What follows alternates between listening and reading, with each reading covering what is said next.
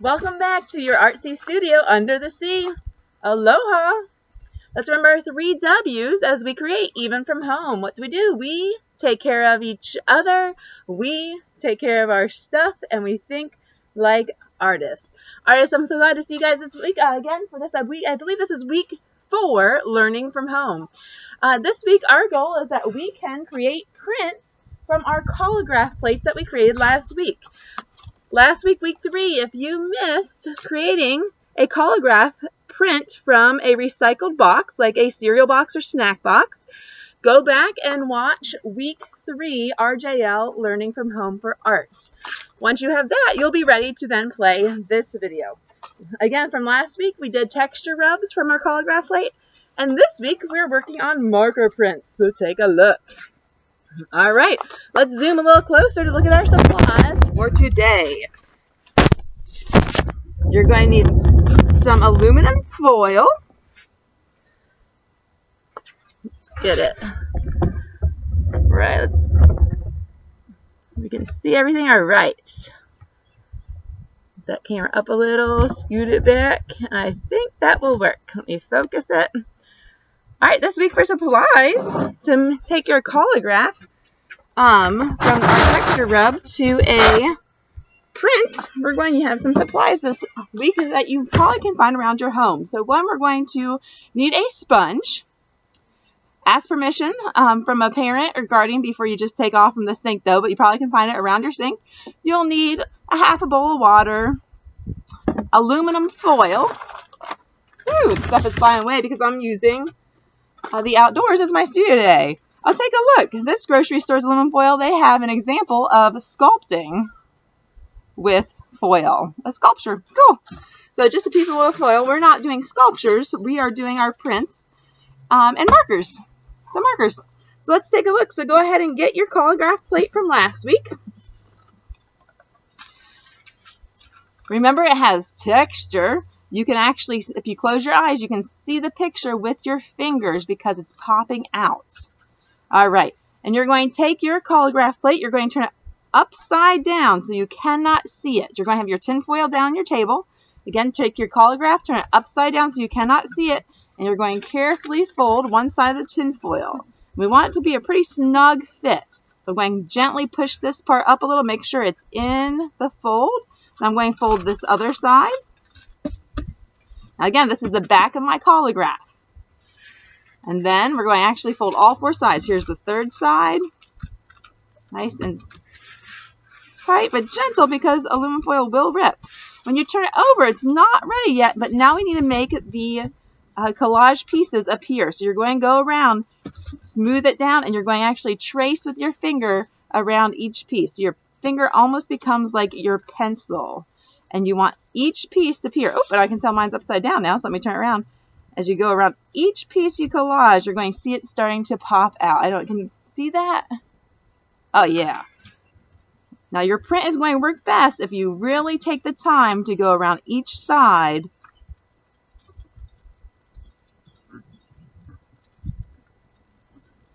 So if you layered in last week your collaging, you want to make sure you go around both the outside. Find where my next, oh, here's another fish over here.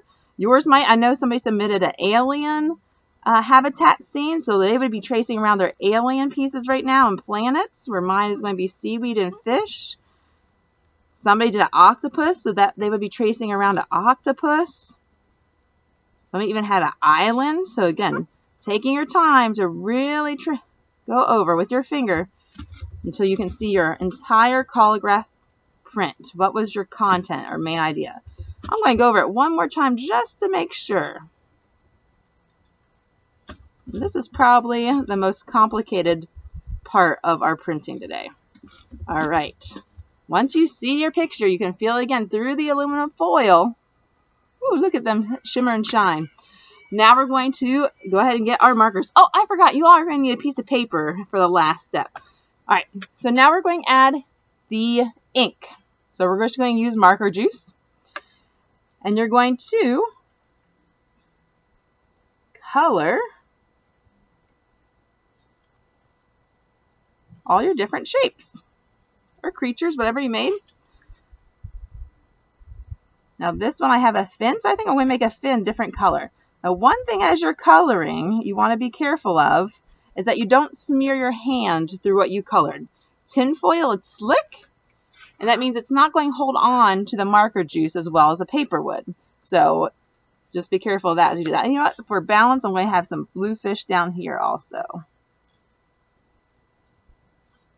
So go ahead and pick your different colors. My seagrass I'm going to have as green.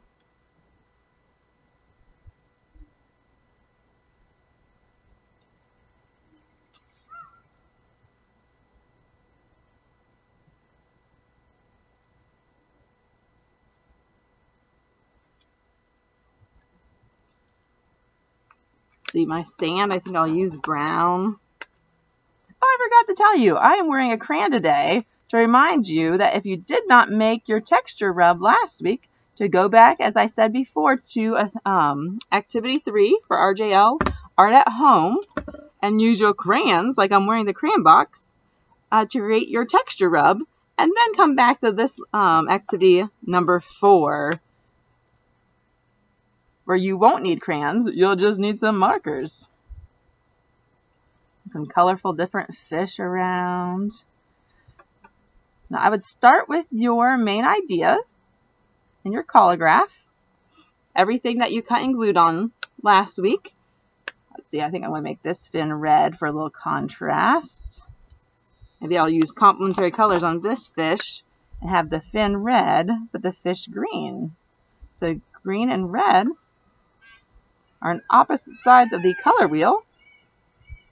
It makes the two colors pop out. They are complementary colors. Notice how my marker, I have, instead of drawing with the tip, since I'm coloring, my marker kind of leans over. So the pigment applies in a larger area. Let's see, do I have any orange fish yet? What about some orange? This guy's going to have orange fin. Oh, I think I'll have him have an orange tail also, and I'll come back for his body. Put orange fish over here on this side. This little guy down here. Now you can choose whether you do one color. Maybe you just want to use warm colors, your red, yellow, and oranges. Maybe you just want to use cool colors like green, blues, and purples. Or a mix of all. Maybe you just want to keep it on a neutral scale using gray and black. It's up to you. So there's all my idea now has color. So now you have a choice, and you can print more than once. We can go ahead and print and leaving the background empty with no marker juice ink at all. That would be called a relief print because only the pieces popping at the top will be applied. Or your other choice is then to add color to the background. Let's see. Maybe it's going to be a sunny day in this water and rays of sunshine are shining through. So I can experiment with maybe adding, you could do zigzags, or you could just color it all in, up to you. You could do swirls. Ooh, that might be fun to kind of show the current of the water. But because it's sunny, I have my current shining through with the yellow. So you could color in the background, you could leave it empty, or you could do some fun lines or shapes. Well, and you know what? For sand, I think I will color all this down. And here we go. So this part area I'm going to actually fill in for my sand. And now we're ready for our last step. Once that lid has that marker on, its cap on, let's do a little more current down here. For balance, am I missing any other?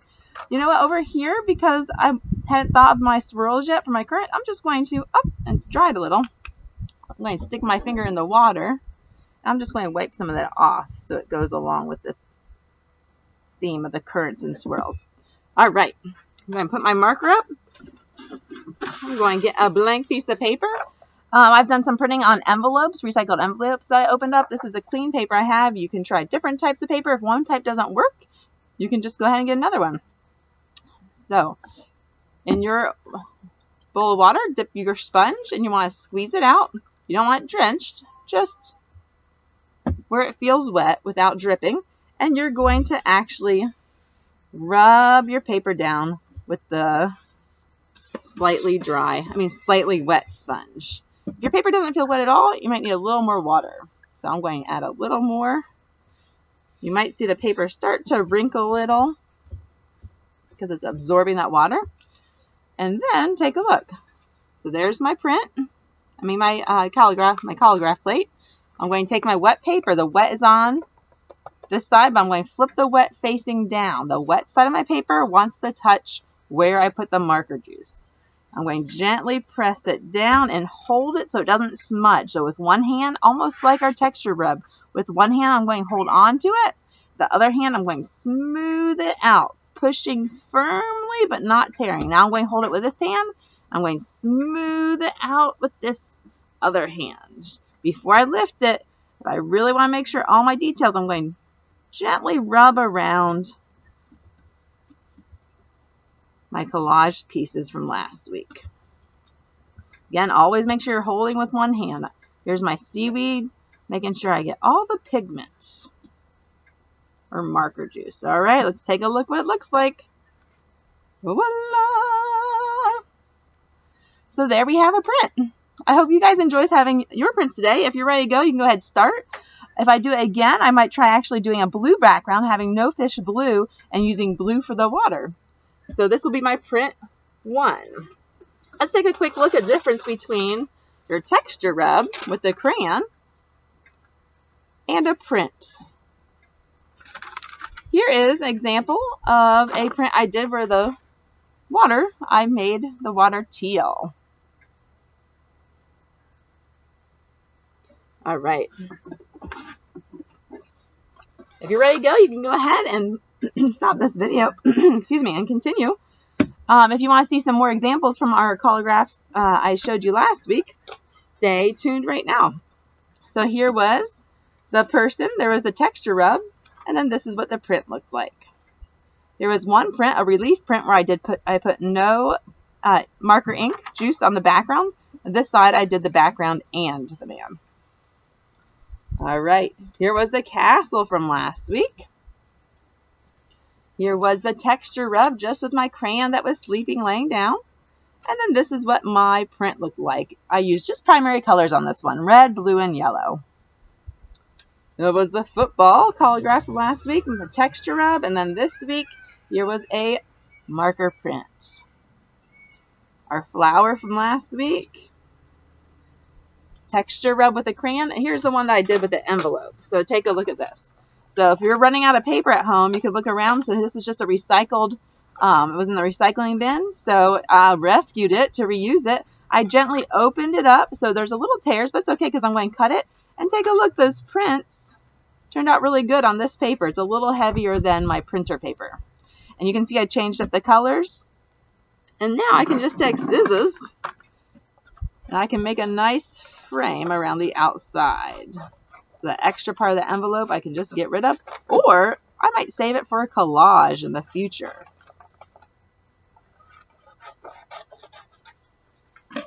Here we go. Let's see, I have one more to show you. If you wrote lettering on your texture, on your collagraph for your crayon rubbing last week, the letters will be correct when you did your texture rub. When you put it underneath, laid your crayon down and rubbed. However, when we do our printing, it gets flipped around, reversed, so the inverse. So when I took it off, look at the difference. My texture rub says hi, but my marker print says eh. So I don't know that I want him saying eh. So take a look. Again, if you're ready to go ahead and work on your print, you don't need to watch this part. These are just for those of you that are curious. I'm going to use my mistake like we do in our art studio, artsy studio at school. And I'm not going to throw this away or start over. I'm going to use my mistakes. Let me see. I'm going to take my tin foil. I'm going to save that for a sculpture.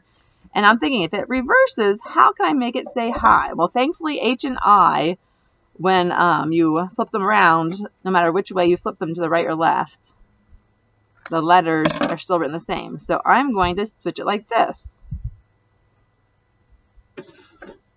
And then I'm going to put a new piece of tinfoil on top.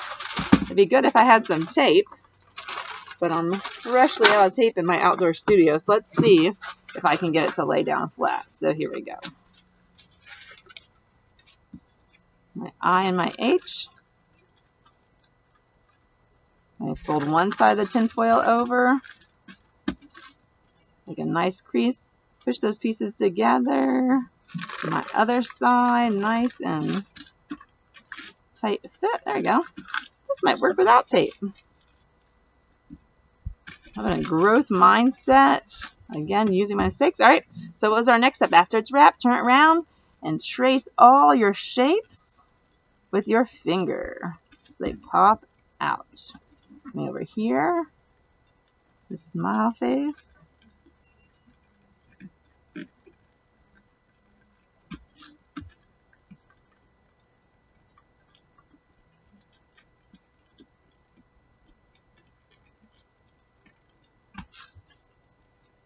All right, let's take a look. All right, let's see.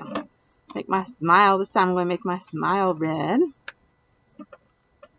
Have my marker on its side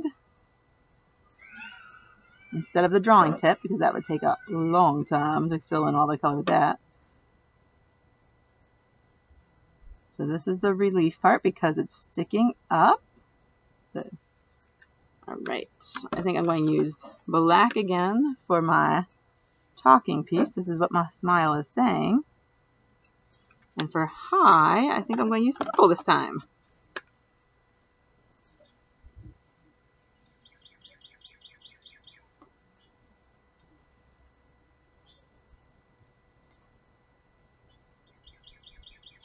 My first time I put a background color, but this time I'm just going to make it with no background. So I'm going to dip my sponge into my water, squeeze most of the water out.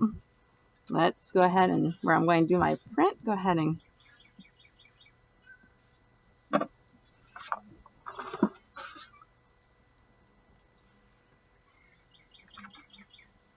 all right. I'm going to flip my paper on top of the part I made wet, holding it so it doesn't move. If it moves, I'm going to have some overlapping prints. Go around all those letters. Whoops, it slipped a little, so let's see if it turned out or not. Let's take a look. And this time, does it say hi? Yep. So that worked out, using my mistake instead of starting all the way over. Well, boys and girls, I hope you had a great time with our printing today, with our collagraphs. I can't wait to see what the collagraph prints that you share on our teams. This video and our mindfulness, if you need our mindfulness, will be posted on your team. I hope you have a fabulous week learning, and I'll see you next week or on Teams. Bye.